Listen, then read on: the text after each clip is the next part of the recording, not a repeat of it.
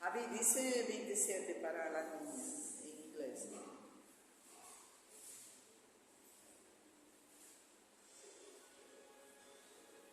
De pie, por favor, vamos a hacer la lectura. Todo lo que pueden, pues, de pie en reverencia a la palabra del Señor.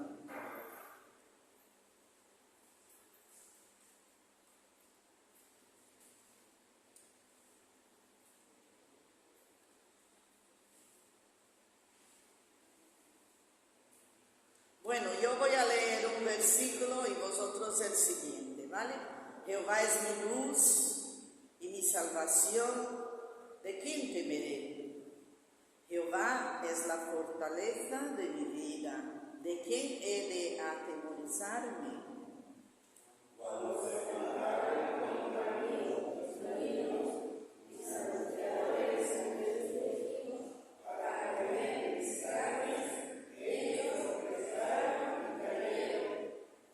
Aunque un ejército acampe contra mí, no temerá mi corazón.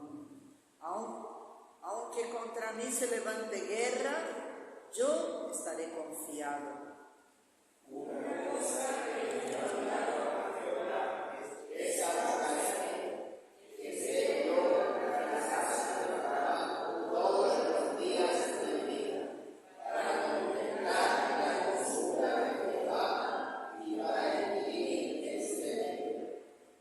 Él me esconderá en su tabernáculo en el día del mal, me ocultará en lo reservado de su morada. Sobre una roca me pondrá en alto.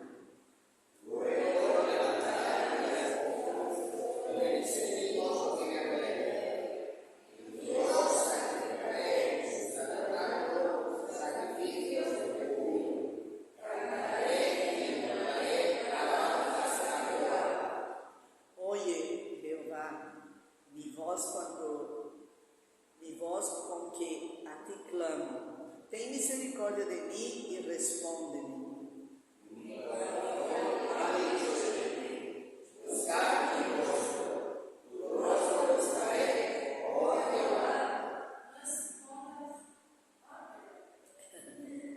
No escondas tu rostro de mí, no apartes con ira a tu siervo. Mi ayuda has sido, no me dejes ni me desampares, Dios de mi salvación.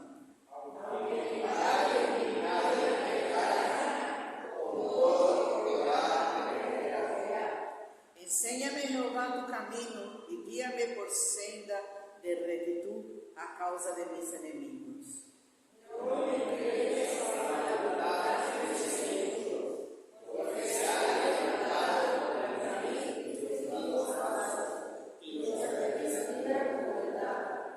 Hubiera yo desmayado si no creera que he de ver la bondad de Jehová en la tierra de los vivientes.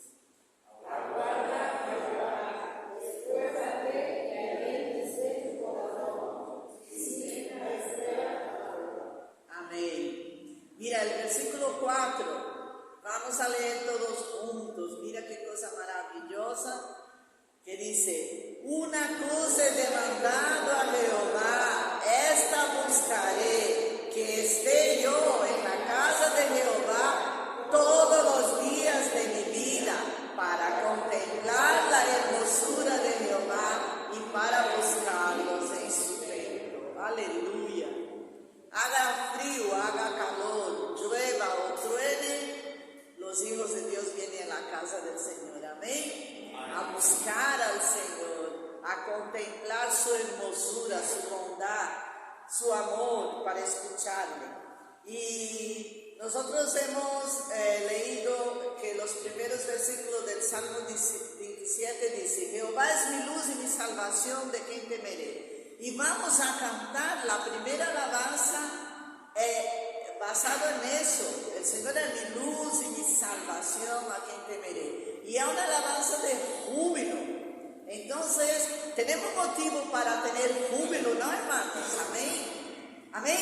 Amén. Entonces, yo quiero ver las manos, las palmas, la alegría y el gozo, porque el Señor está aquí con nosotros. Amén. Vamos a orar, entregando en la mano del Señor ese culto. pedir a Aradia hoy que ore. Aradia, que ore por el culto.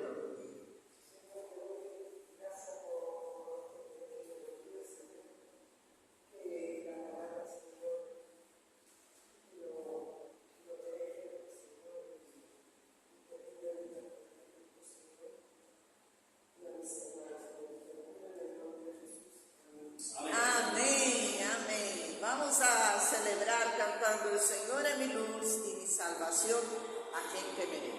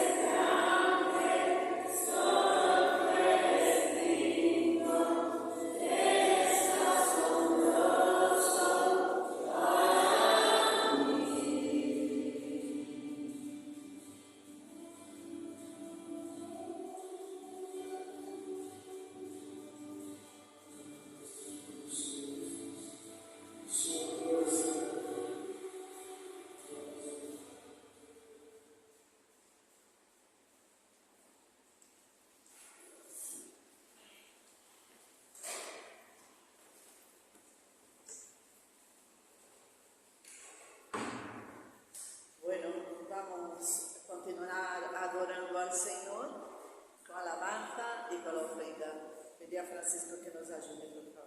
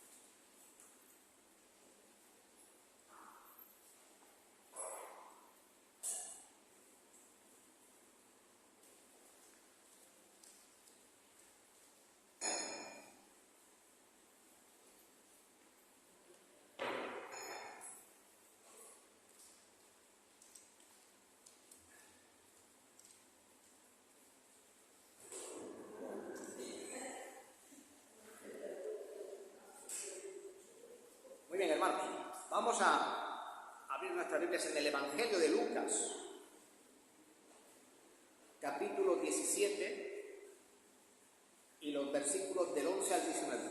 Luke chapter 17, verse 11 to 19.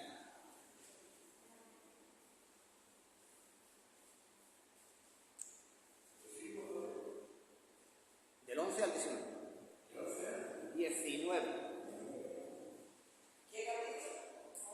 Lucas 17, versículos 11 al 19.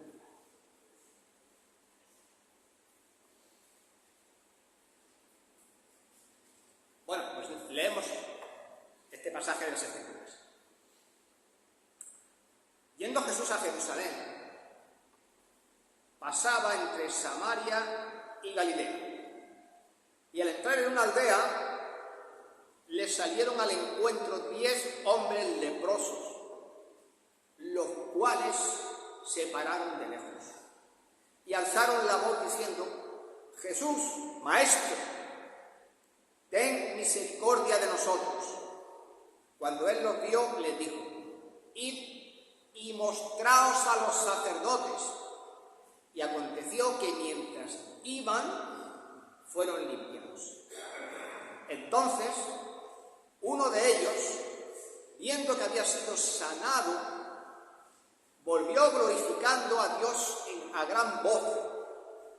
Respondiendo Jesús dijo: ¿no son 10 los que fueron limpiados? ¿Y los 9? ¿Dónde están?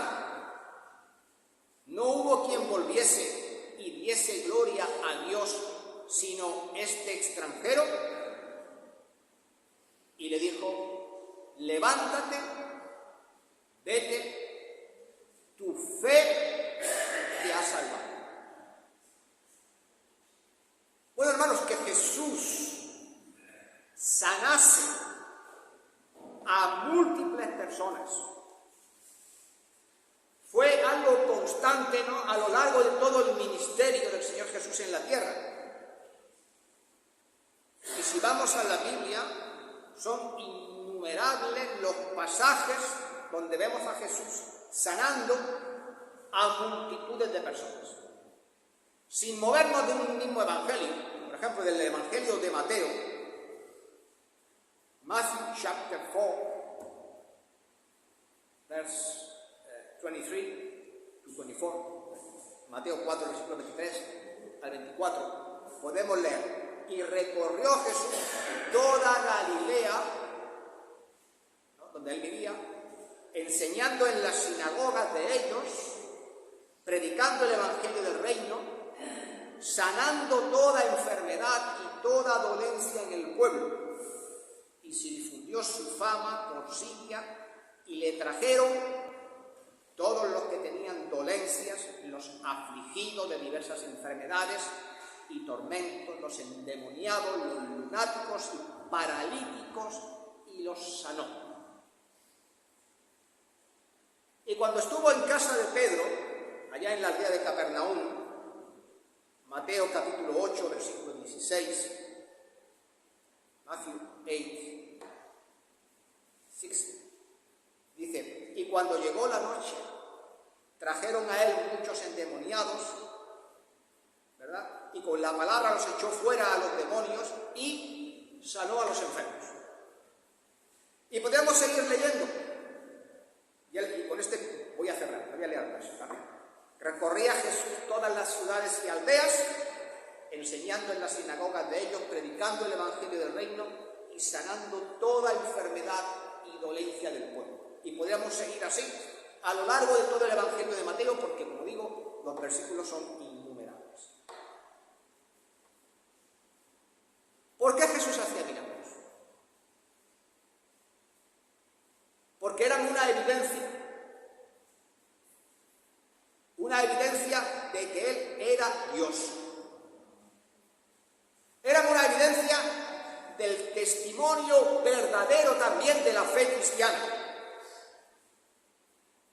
Y la curación de este pasaje que hemos leído esta mañana, de los 10 leprosos, es uno más, ¿no?, de los innumerables milagros que el Señor Jesucristo hizo a lo largo de su vida terrenal. Este milagro ocurrió durante su viaje, el último viaje que realizó a Jerusalén. En el Evangelio de Lucas comienza a narrarse desde el capítulo 9, ¿no? Este pasaje que hemos leído al inicio relata la curación simultánea ¿de qué? De 10 leprosos aquejados de lepra. Y la lepra, hermanos, era la enfermedad más temida de entonces. Hoy en nuestro día es el cáncer. La lepra hoy día es curable, pero en aquel tiempo no, porque no existían los antibióticos. Y esta enfermedad se conoce desde muy antiguo. Hay escritos chinos con muchos miles de años de antigüedad que ya describen que había personas con lepra. Hay momias egipcias, ¿no?, que los patólogos, cuando las han visto y han estudiado, concluyeron que esas personas que encontraron así modificadas padecieron lepra. Y también esta era una enfermedad bastante común en Israel. Y la ley de Dios regulaba todo lo relativo a esta enfermedad y las personas que la padecían. No lo vamos a leer, pero ¿dónde está eso que estoy diciendo? En el libro de Levítico, capítulo 13 y 14, por si alguien tiene interés. Todo el mundo sabe, ¿no?, que la lepra es una enfermedad que ataca la piel. También afecta a los nervios y las personas que la padecen pierden la sensibilidad. Razón por la cual, por ejemplo, imaginaos, pueden poner un pie en agua hirviendo y no saber que se están quemando. Porque la enfermedad les deja absolutamente insensibles. Esta enfermedad da unas lecciones características. Bueno, voy a dar un dato médico, se llaman lepromas, que disfiguran a la persona y dan un aspecto característico. Pero lo peor de todo es que causa mutilaciones. Y precisamente en las partes acras del cuerpo son aquellas que están más alejadas. ¿Cuáles son? Los dedos. La gente pierde los dedos de las manos. La nariz, ¿no?, está alejada de la cara, ¿no? Pues pierden la nariz y se le queda aquí el agujero, el arisco piriforme, le da un aspecto cadavérico cuando han perdido la nariz. Pierden las orejas, pierden los labios. Y quedan terriblemente desfiguradas, ¿no? Y por eso, ¿no?, esta enfermedad siempre hizo que los leprosos fueran gente marginada. No solamente en Israel, en todos los países de Europa, cuando no se sabía cómo se transmitía esta enfermedad, había leproserías. En España también. De hecho, existían en la provincia de Alicante. Y más concreto, en una isla que se llama Tabarca. Porque claro, les llevaban a este lugar y ya estaban aislados del resto del mundo. Y al sufrimiento físico de aquellas personas que padecían la lepra, se sumaba otra cosa, hermanos, el estigma que acompañaba a la enfermedad. Los leprosos no solamente eran separados, porque la ley así lo decía, de sus familiares, de sus amigos, excluidos de la sociedad, sino que también se creía, era la creencia popular, que esta enfermedad, como otras muchas, eran consecuencia de un pecado. ¿Dónde podemos leer esto en la Biblia? En el Evangelio de Juan, capítulo 9:1, fijaros lo que le preguntan los discípulos al Señor Jesús cuando ven un ciego. Al pasar Jesús, vio a un hombre ciego de nacimiento. Y le preguntaron sus discípulos diciendo: Rabí, ¿quién pecó, este o sus padres, para que haya nacido ciego? Respondió Jesús: no es que pecó este ni sus padres, sino para que las obras de Dios se manifiesten en él. Porque Dios iba a hacer un milagro. Entonces, esta era la creencia. Pero esta historia, hermanos, es una demostración de varias cosas. Aquí se demuestra la gracia, la compasión, la misericordia y el poder de Dios. También se demuestra, también esta es una historia de gratitud, ¿no? Porque este hombre viene al final agradecido. Pero fijaros que también es una historia de ingratitud, porque hubo otros 9 que no regresaron, aunque físicamente, pero solo uno de ellos, el que regresó, fue sanado física y espiritualmente. Bueno, pues vamos a ir ahora a la historia. Como mencioné al inicio, todo este pasaje ocurre mientras Jesús iba viajando hacia Jerusalén, desde Galilea. Pero antes de llegar allí por última vez, ¿no?, para morir, realizó 3 visitas a la ciudad y sus alrededores. Bien, fue allí para la fiesta de los tabernáculos. Esa fue la primera visita que realizó. Eso se menciona en Juan 7:8. Luego fue una segunda visita para la fiesta de la dedicación. Y todo el mundo se estará preguntando, ¿y qué fiesta es esta? La conocéis todos aquí en Melilla. Hanukkah, la fiesta de las luces, o la fiesta de los macabeos, donde se celebra que el sacerdote Matatías se levantó contra el imperio seleucida y se estableció por un breve periodo de tiempo una dinastía de reyes sacerdotes.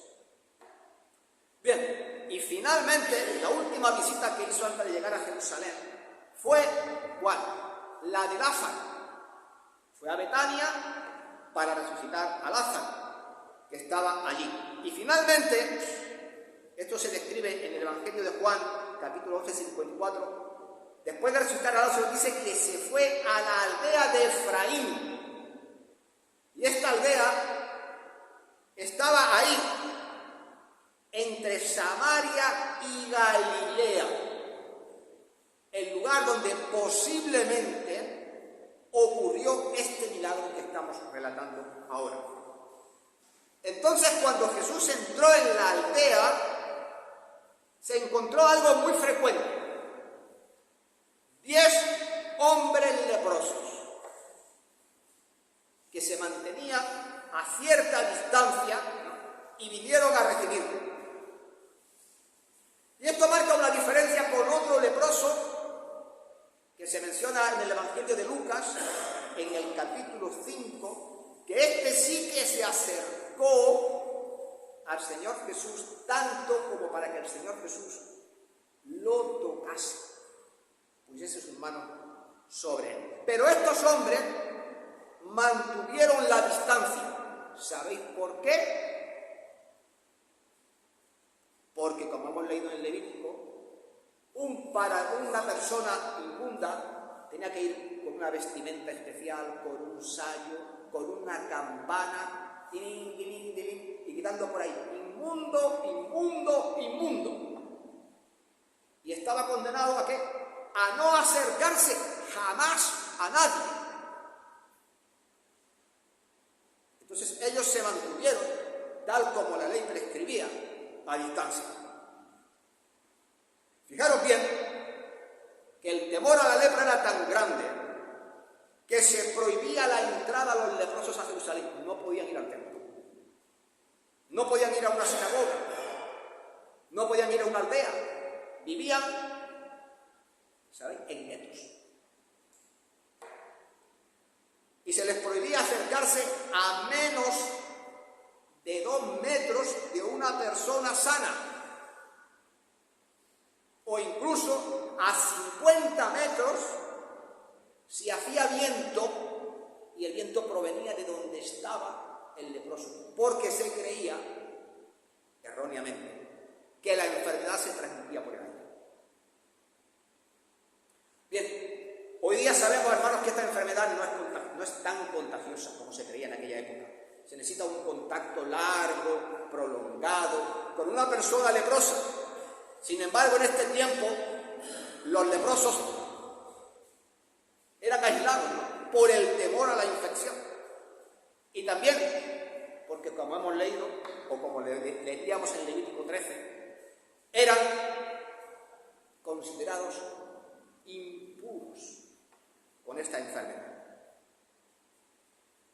Entonces el Señor Jesús, al ver acercarse a estos 10 leprosos, alzaron la voz y le dijeron, Lucas 17:13, Jesús, Maestro, ten misericordia de nosotros.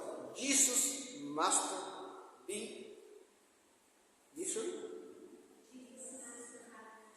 have mercy with us. Ten misericordia con nosotros. Entonces esta palabra griega, master, maestro, epístates, en griego, ¿sabéis lo que significa? Algo completamente diferente de lo que nosotros tenemos en la mente por maestro. Porque si decimos maestro, pensamos que es alguien que enseña. Pero epístates significa alguien que tiene autoridad. Alguien que tiene poder. Y este término, ¿sabéis quién lo usaba? Solamente los apóstoles para referirse a él. Y esta es la única vez que se registra en los evangelios que utiliza este término alguien que no era un discípulo. Y fijaros bien que al usar este término, maestro, nos está indicando que ellos tenían conocimiento de la capacidad de Jesús de hacer milagros y sanar personas. Porque como hemos leído en los versículos previos al inicio, dice que la fama de Jesús se extendió ¿por dónde? Por toda Samaria y por Galilea. ¿Y dónde estaba él ahora? En la región limítrofe entre Samaria y Galilea, en la aldea de Efraín. Entonces los leprosos le dijeron, ten piedad. Y esto era una expresión, ¿no?, común para las personas que piden algo. Pensemos cómo era la situación de ellos: una enfermedad incurable, una vida miserable, pero haciendo acopio de su fe, le rogaron al Señor que los sanara. Pero a diferencia del leproso, y esto es importante, del primer leproso que el Señor cura, que está en Lucas capítulo 5, donde le impone las manos, le toca, imaginaos tocar a un inmundo, a leproso, porque Jesús no dudaba en acercarse a ellos. Sin embargo, en esta ocasión, cuando los vio, ¿qué hizo? Se mantuvo a distancia y no los sanó inmediatamente, sino que les dijo, versículo 14, id y mostraos a los sacerdotes.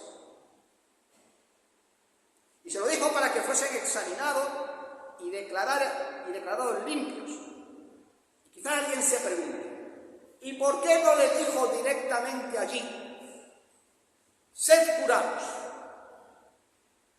o sanad?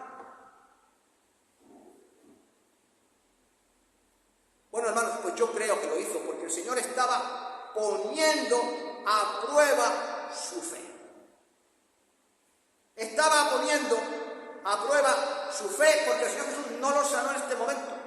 Ellos fueron sanados, empezaron a caminar, fueron en dirección a Jerusalén para ir a ver a los sacerdotes, y en el camino ocurrió el milagro.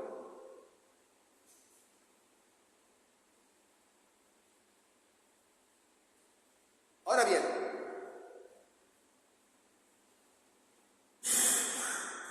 pues hermanos, ellos obedecieron al Señor,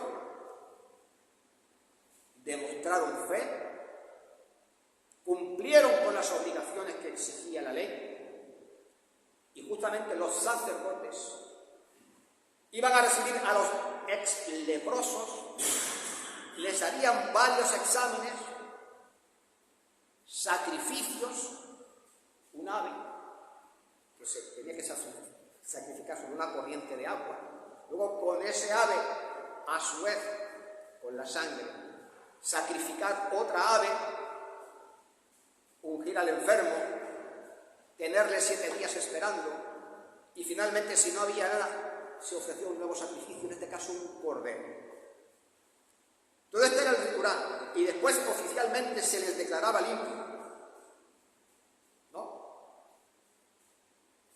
Pero el milagro ocurrió mientras iban a mostrarse allá los sacerdotes. ¿Qué ocurrió? No hubo nada espectacular. ¿Dijo el Señor algo espectacular? No. Les puso las palabras en las manos, o hizo como los ciegos, hizo barro, se lo puso. No. No ocurrió nada espectacular. Fue algo completamente, podemos decir, dentro de la más absoluta normalidad, pero todos fueron sanados. Y pensando en esto, quiero que pensemos en algo. ¿Por qué el milagro no ocurrió instantáneamente? ¿Por qué el milagro ocurrió condicionado a su fe? Os recuerdo lo que pasó con Naamán. Llega Eliseo y le dice: báñate 7 veces en el Jordán. ¿Y qué dijo Naamán? Habana y Farfar, ríos de Damasco, ¿no son mejores que este charquizal, que es este Jordán? No quería. Pues hermanos, os voy a hacer una pregunta. ¿Cómo andamos de milagros en nuestra vida? ¿Cómo andamos de milagros en nuestra vida? No me refiero a sanaciones espectaculares, pero como los leprosos pedimos y como los leprosos esperamos recibir. Pero, ¿dónde está nuestra fe? ¿Dónde está nuestra obediencia? ¿Y por qué no ocurre en nuestras vidas todo lo que debería ocurrir? Posiblemente porque somos más como Naamán que como estos 10 leprosos. En el momento que Dios nos pide algo, lo único que se nos ocurre es ponerle pegas. Y si Dios nos dice por la derecha, nosotros por la izquierda, o por el centro, o por arriba, o por abajo, menos por cualquier sitio donde Dios nos dice que tenemos que ir, o por donde tenemos que hacer. Por eso, si esta gente hubiese decidido no ir a los sacerdotes, ¿hubiesen sido sanados? No. Entonces, hermanos, esto es una reflexión. Nuestra vida sería algo muy distinto si tuviésemos una fe obediente y rendida a Dios. Sería una vida de milagros. Sería una vida de respuestas a las cosas que vemos. Volviendo al texto, otra vez, irónicamente, los sacerdotes que rechazaron vehementemente a Jesús y que estaban planeando matarle, tendrían que validar el hecho innegable de que los leprosos habían sido sanados. Y se verían obligados a confirmar el poder sobrenatural que actuó en ellos y que Jesús era cumplidor de la ley, convirtiéndose, mira qué ironía, en testigos de la deidad de Cristo, justamente las personas que eran reacios a él. Y durante los 8 días, ¿no?, que duraba el proceso de declarar sano a un leproso, serían testigos vivientes de la divinidad del Señor. Porque, hermano, ¿quién sino Dios podría haber hecho lo que Dios hizo aquí? ¿Quién sino Dios podría enviar a los 10 leprosos a los sacerdotes y sanarlos mientras iban por el camino? ¿Y quién sino Dios hubiese tomado el tiempo y la misericordia para demostrar compasión a aquella gente desahuciada? Este milagro, hermanos, claramente enseña cómo el Señor salva a los pecadores. Porque todos nosotros, en nuestro estado natural, ¿cómo somos? Como estos leprosos. Nuestra condición es esta, ¿no? La Biblia la describe así en Efesios, capítulo 2, versículos del 1 al 3. Dice que nosotros estamos muertos en nuestros delitos y pecados. ¿Y cómo era la vida de esta gente? Eran muertos en vida.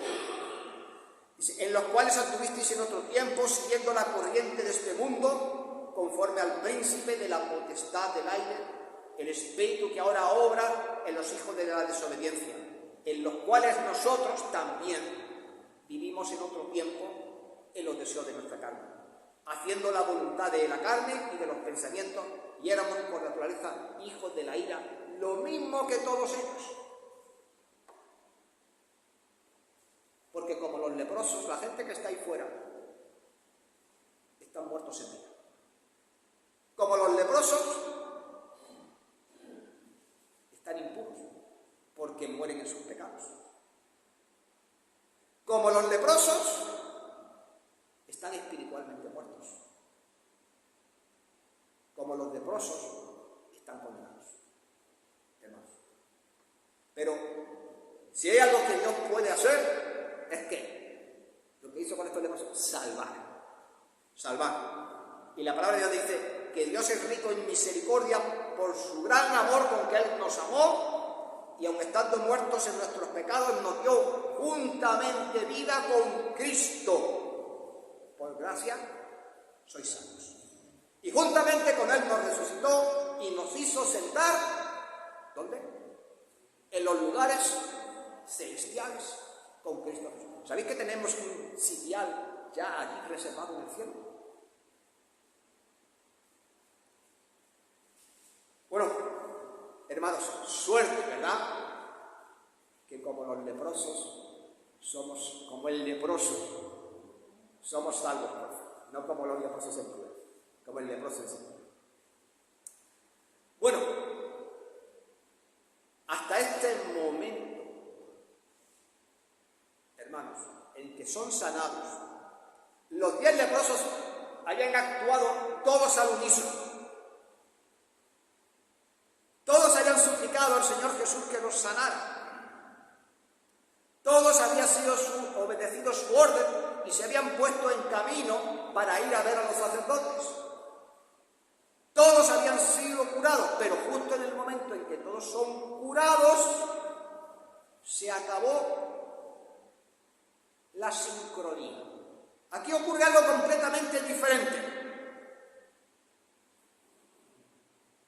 Porque al darse cuenta que habían sido sanados, pues imaginaros, ¿no? Estarían contentos ante la perspectiva de volver a la normalidad, de volver con sus familias, de volver con sus amigos, pero solo uno comprendió lo profundo de lo que allí había sucedido. Solo uno comprendió que había estado en la presencia de Dios. Solo uno comprendió y deseó algo más que la curación física. Y solo uno anheló la salvación de su Salvador. Como samaritano, fijaros que el otro día eran israelitas, este era un extranjero, no formaba parte del pueblo de Dios. Los samaritanos eran la mezcla que había sufrido Samaria después de la caída del reino del norte, con gente traída de todo lo ancho y largo del imperio asirio, que se mezclaron con los viejos, con los niños que quedaron allí después de las deportaciones, y dieron lugar a una religión híbrida. Por esa razón, judíos y samaritanos no se hablaban. ¿Comprendéis? No eran judíos puros, ni tenían un judaísmo puro. Bueno, entonces, si este hombre samaritano se hubiese presentado delante de los sacerdotes, es más que probable que como mucho hubiese llegado hasta el patio de los gentiles, pero no más allá, porque sabéis que al patio de las mujeres que estaba delante del lugar santo no podría entrar un extranjero. Entonces, este hombre que experimentó un cambio en su corazón vio al Señor y lo vio como era. Y este hombre hizo tres cosas que revelan qué había en su corazón. Primera cosa, incapaz de contener su alegría, dice la palabra de Dios, que glorificó a Dios con gran voz. Es decir, que lo hizo dando gritos. ¿Y por qué sabemos que lo hizo dando gritos? Pues porque ahora lo vamos a leer en griego y todo el mundo lo va a entender. Posiblemente, como la lepra afecta a los nervios, también afecta a los nervios laríngeos, que inervan la laringe donde están las cuerdas vocales. Entonces, ¿cómo hablan gente que tiene lepra? Con una voz muy ronca. ¿Habéis entendido? Con una voz muy ronca. Entonces este hombre sanado era la primera vez que podía alzar su voz. Y la Biblia dice que lo hizo con gran voz, literalmente megasfoné. Megas es grande, foné es voz. De ahí viene la palabra megáfono. ¿Qué es lo que hace un megáfono? Amplía el sonido. O sea, megasfoné, iba el hombre dando voces de alegría. Iba como un megáfono glorificando a Dios por todo lo que había pasado. En segundo lugar, ¿qué hizo? Se postró a los pies del Señor Jesús. ¿Y por qué tú te postras delante de alguien? Para adorarle. Lo que nos dice que ya estaba glorificando a Dios. Imaginaos. Y en tercer lugar, dio gracias. Los otros 9, sin duda, fueron y tenían la intención de adorar en el templo. Eso imagino, ¿no? Sin embargo, este no decidió adorar con todo un ritual religioso en el templo, del cual Dios ya hacía mucho tiempo que había retirado su gloria. Imaginaos, este hombre, reconociendo la manifestación de poder que Dios hizo en él y habiendo presenciado, ¿no?, en persona todo lo que le ocurrió a él mismo, adoró al Cristo verdadero. ¿Por qué? ¿Por qué adoró al Señor Jesús? Porque en él habita corporalmente toda la plenitud de la deidad, porque él es Dios y se presentó delante de él. Entonces la respuesta de este hombre es más que sorprendente. ¿Sabéis por qué? Porque era samaritano, no era judío.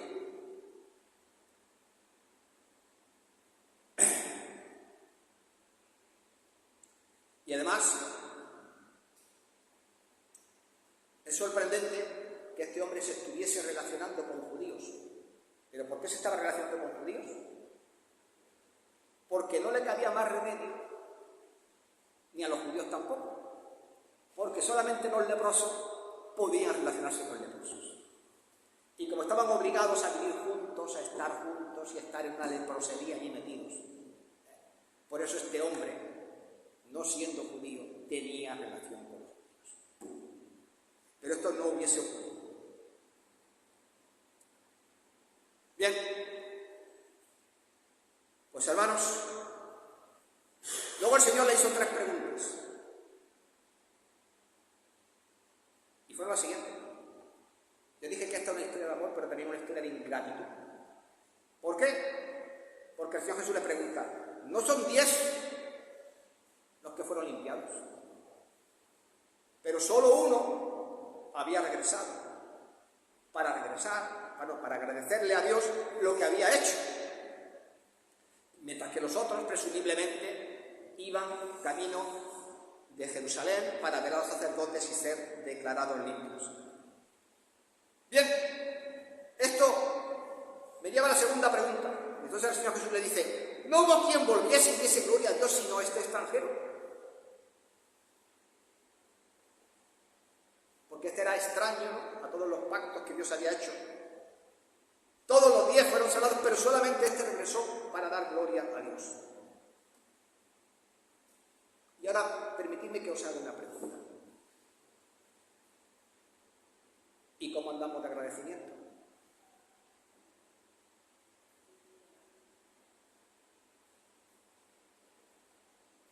Cuando Dios hace un milagro en nuestra vida, cuando Dios responde a una oración, ¿hacemos como este? ¿Volvemos? ¿Le damos la gloria a Dios? ¿O hacemos como los 10? Seguimos con nuestros rituales religiosos, familiares, laborales, y pronto pasa al olvido lo que Dios ha hecho. En el pueblo de Dios hay ingratitud también, porque os recuerdo que estos eran judíos y no le agradecieron al Señor lo que hizo por ellos. Solo este hombre. Y creo que si algo que un cristiano tiene que ser, es agradecido. ¿Qué dice las Escrituras? Que en todo y por todo demos gracias.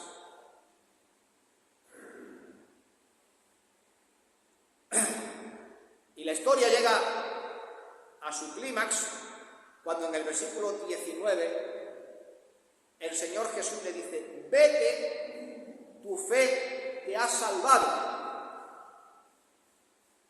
Y aquí quiero matizar algunas cosas, porque cuando les dice que limpia a los judíos, ¿no?, cuando les limpia de la enfermedad, utiliza un verbo que es kasarizó, que es sanar. Como un médico sana a un enfermo. Pero aquí, en este versículo, también le dice algo distinto. Le dice, iomaí. Y esto no es sanar, es salvar espiritualmente. ¿Por qué? Porque por gracia soy salvo por medio de la fe. Y este fue quien vino con fe. De los 10, el único que creyó. ¿Sabéis qué pasa? Que hay 2 tipos de personas. Muchos vienen a la iglesia,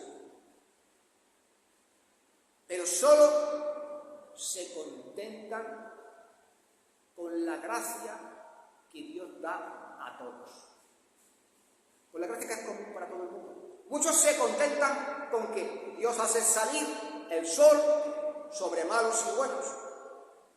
Y muchos se contentan solamente con que Dios hace llover sobre justos e injustos, como dice Mateo 5:45. Pero pocos, menos, son los que abrazan al Señor Jesús como Salvador y claman como aquel publicano en el templo: Dios, sé propicio a mí, como dice este.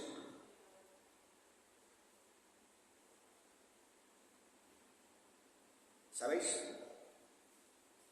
Pues hermanos, si nuestra fe está en Jesús, debemos ser agradecidos con lo que Él ha hecho por todos nosotros. Debemos ser agradecidos cada vez que se ocurre un milagro, y no me refiero a milagros espectaculares, porque un milagro es el hecho de que Dios responda a una oración. El hecho de que Dios responda a una oración. No pedimos muchas veces que alguien se convierta. Se convierte. ¿Sabéis que el mayor milagro que ocurre es el que no se ve? Es el milagro de la salvación. No pedimos por familiares, no pedimos por amigos, no pedimos que cambien la vida de personas y cambian la vida de personas. Todos esos son milagros. Pero hay que ser agradecidos. Y también tenemos que recordar una cosa, que un día vamos a estar delante del Señor Jesús, ahí, y Él va a sacar el librito y nos va a recordar todas estas cosas. Para los que no creen, para los que se conforman con esto de que Dios hace salir el sol sobre justos e injustos, ahí Dios un día vendrá y no será Salvador. ¿Sabéis qué será? Juez. Ya demasiado tarde, dejaron pasar el tiempo. Pero yo creo que todos nosotros debemos dejar que el Señor cambie nuestra alma, como hizo con este leproso, y nos sorprenderemos, como le pasó a este hombre, de lo que Dios hará por nosotros. Amados hermanos, que el Señor os bendiga.